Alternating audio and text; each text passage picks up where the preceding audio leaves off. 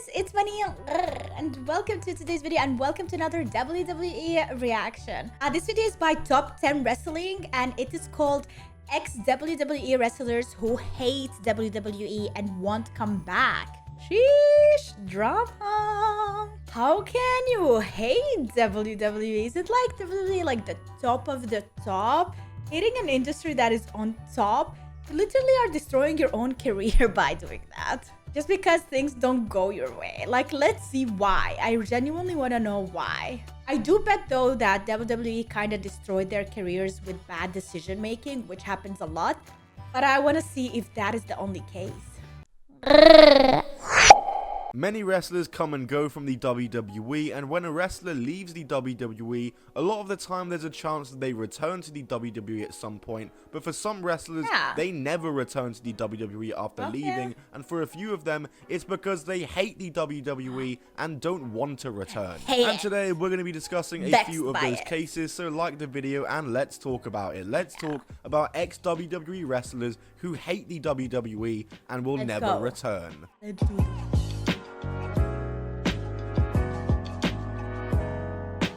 In July 2012, it was reported that indie wrestling star Pac had been signed to a developmental contract with the WWE. Prior to signing, Pac had made a name for himself on the indies, having wrestled all around the world, and signing to the WWE was his natural next step and his deserved big break. He would make his NXT debut in January 2013 under the name of Adrian Neville, and he'd soon begin teaming with fellow British NXT star Oliver Gray, calling themselves British Ambition. And British Ambition would quickly win a tournament to crown themselves the inaugural NXT Tag Team Champions, a great start to life in WWE for Neville. Their reign lasted just under 3 months as Oliver Gray got injured and was replaced in the team by Bo Dallas, and they would lose the titles on their first time defending together. In turn, Neville would look to find a new partner and would start teaming up with Corey Graves, and I just do not remember this team ever happening. But in July 2013, they managed to capture the NXT tag titles themselves. Neville was already a 2-time champion, and this title reign lasted about the same amount of time as the last time, as they lost them in early October to the Ascension. And following this, Neville would immediately turn his attention to the NXT title and became #1 contender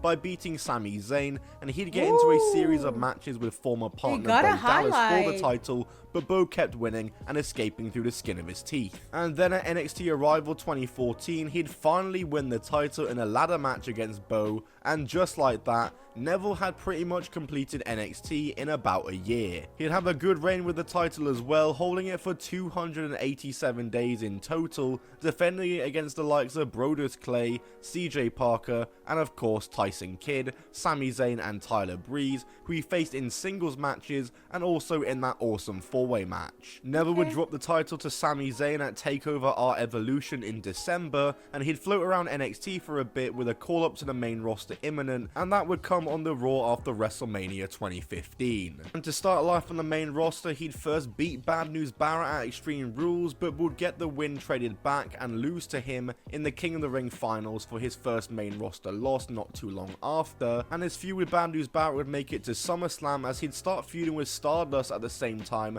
and Stardust was also feuding with Arrow star Stephen Amell, and so he'd team up with Amell to take on Stardust and Barrett at SummerSlam. Where is the point where he just decides to like start hating on the company and not going forward with it? I understand like we are talking about his career here, but I hope this leads to the situation where himself and Amell got the win. And after that, it was just kinda back to mid-card obscurity for Neville. He'd coast around the mid-card doing nothing for a year, he was drafted to Raw when the brand split returned, and would continue doing nothing until finally in December 2016, he joined the Cruiserweight division and he turned heel for the first time in his WWE career. A much needed change. And the very next month, he challenged Rich Swann for the Cruiserweight title at the Royal Rumble, and he would win the title, and Neville would go on to have great Cruiserweight title reigns. He had awesome matches with Austin Aries, Akira Tozawa, who actually won the title from him, then dropped it back instantly, all while appearing on 205 Live every week and having arguably the best modern cruiserweight title reign. But he wasn't really given any respect by the company, as he was doing all this while being placed on the pre-show every pay-per-view. And issues came when he had to drop the title to Enzo Amore, which he did at No Mercy in September 2016,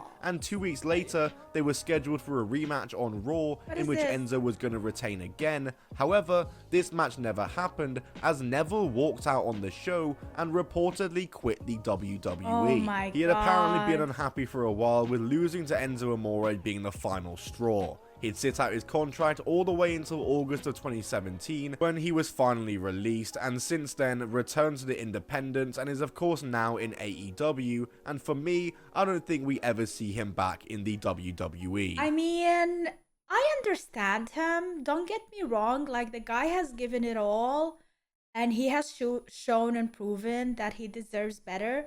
But then the company humiliates you by putting you in pre-shows all the time and like literally not helping at all elevate your name, your title, your championship, your storyline. If you give it all and nothing really works at your literally best years, what can you expect from the company in the future? And if he believes that he can do better, if you believe that you can do better, then go for it, you know, and do not come back. If they don't appreciate you, someone else will. But also, I think there are so many other wrestlers who dealt with the same card like he did, and they stuck around long enough to see their story improve and go forward. Because the company also appreciates seeing people who go down bad but still stick around, and they are there, you know, for the long run, because they are not only there when it's famous and easy, they are there when it is really hard and when almost no one is even looking at you anymore. Like you keep hard trying. Yeah.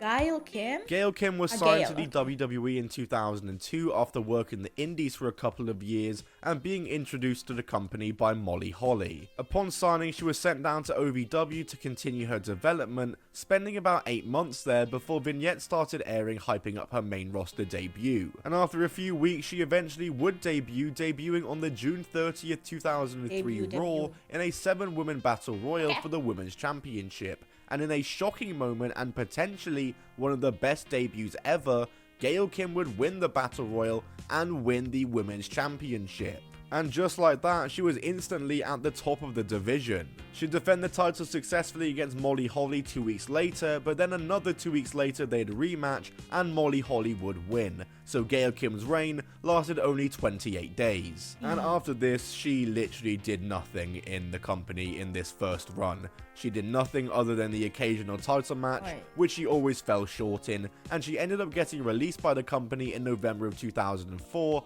after only about 18 months on the main roster, with only that 4-week title reign to show for it. And Gail was apparently caught off guard by her release, as she was told the women's division was going in a new direction. She'd of course go to TNA the next year, where she'd stay for around the same amount of time, but she would do a lot more. She was a part of America's Most Wanted, but of course, she was most famous for being the first ever TNA Women's Knockouts Champions, and her legendary feud and matches with Awesome Kong, which she had for the belt throughout 2007 and 2008. It was genuinely generational stuff. I would highly recommend checking out that program, but she'd leave TNA in August 2008 following contract expiry, and she would look to give another run in the WWE a go.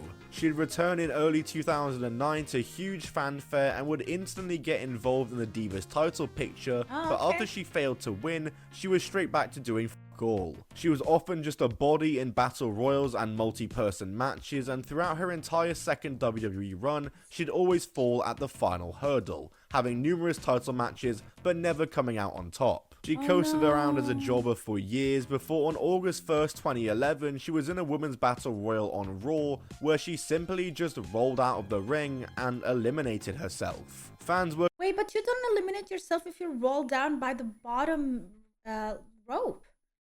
Like, you have to literally go from top rope, right? That's like what I understand. Also, like, baby hair is getting on.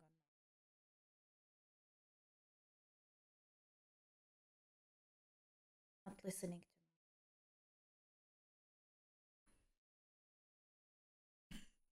Confused as to what just happened and if it was scripted or unscripted, but it was explained by Gail Kim that apparently she had been instructed to be the first elimination within a minute, so she just eliminated herself and she had quit the company following the incident. No, that's not how her it profile was works. officially removed on September 30th and she went back to TNA and never looked back, as her second TNA run was just as good as her first. And since she left the WWE, Gail Kim has very publicly criticized WWE, calling out their handling of the Divas division and calling the McMahon family racist. And she's also said, oh yeah, we don't go there. Like, I hate when people just out of nowhere go there. Like, seriously, you're mad, so now you're bringing race, gender, sex, or whatever into it? Like, come on. Herself that she never wants to return, even turning down an invitation to the Evolution pay-per-view. So it's safe to say that we'll never see her in WWE again. Yeah, after you bring stuff like that, like, definitely no. Jordan Miles. On February 11, 2019, it was announced that indie star ACH had signed a WWE contract. Prior to signing, ACH had worked everywhere in the scene, from Ring of Honor to TNA to AAA to Noah and New Japan. Everywhere except for the WWE, but like I said, that of course had now changed. He very quickly started working the NXT house show circuit and was given the new ring name of Jordan Miles. And after doing that for a few months, it was announced in June that Jordan Miles would be making his NXT TV debut as part of the Breakout tournament, where the winner gets a shot at Adam Cole's NXT Championship. And throughout July and August, he'd defeat Boa, Angel Garza, and finally Cameron Grimes to win the whole damn thing and earn himself said shot at Adam Cole's NXT Championship on a future episode of NXT. And said future episode of NXT came on the September 4th episode, when Adam Cole defeated Jordan Miles in the main event of the show to retain his NXT Championship. And well, this was Jordan Miles' final televised WWE appearance. Just like that. And that's because in October of that year, Jordan Miles got involved in controversy when he took to social media to publicly call out the WWE for his t-shirt design, which he believed to be racist.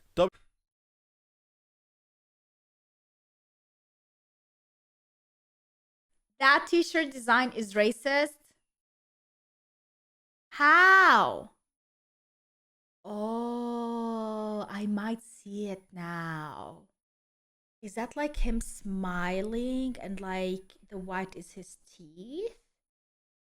That's the only thing I would think about. WWE would change the design, and also note that Miles had to approve the design himself, as Jordan Miles was... Shouldn't wrestlers always have to do that? Like, if a design of you, like your face is on the merch, they should at least consult you, ask you for approval. Like, they don't own everything about you, you know? Like, that is crazy. Taken off live events, and he would continue to lambast WWE, accusing them of racism in many social media posts. And during his various social media postings, he would also accuse Ring of Honor of racism and call out Jay Lethal for, quote, being an Uncle Tom. Jordan Miles would apologize for these comments but not retract them, and would then on November 13th post a video where he would go on to state that he quit the WWE as he refused to work for racists, and that Jordan Miles was his slave name. And sure enough, a week later, Jordan Miles' departure from the WWE was confirmed. It was only a matter of time,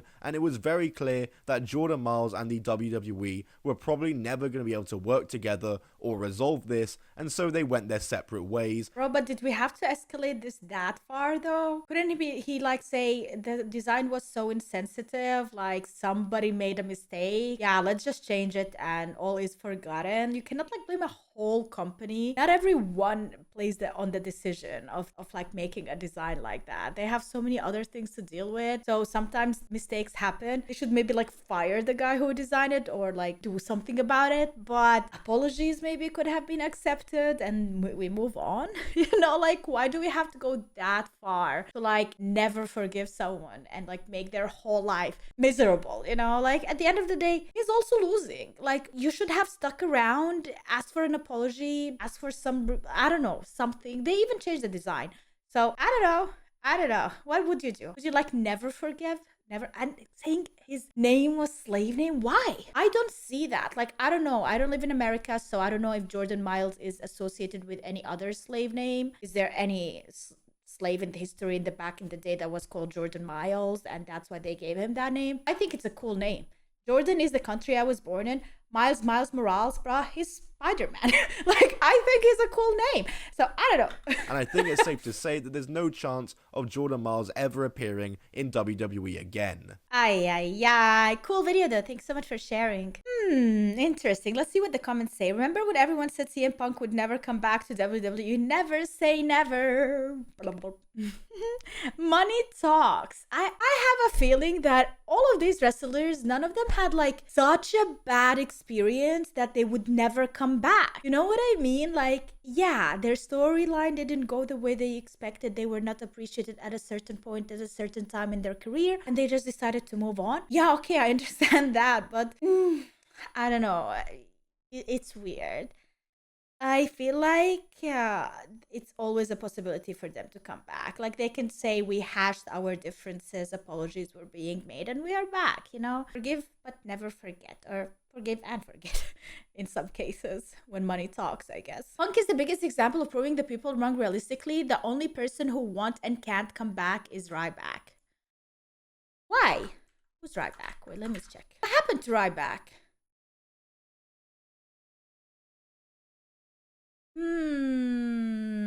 Why would he not come back?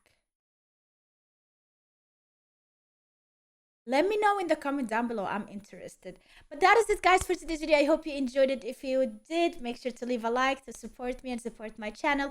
If you want to check out more WWE reactions by me, then you can go to my Patreon, patreon.com/supportbunny. That is where, like, I recap and watch not CM Punk, where I watch SmackDown and Raw, as well as documentaries. Currently, I'm watching the CM Punk documentary, but I already finished The Undertaker, The Last Ride, all 5 chapters, plus the Tales of the Dead Man. If you're interested in that, you can go and check out all of that and more on my Patreon, patreon.com/supportbunny. Have a wonderful day and see you tomorrow with a brand new video. Bye!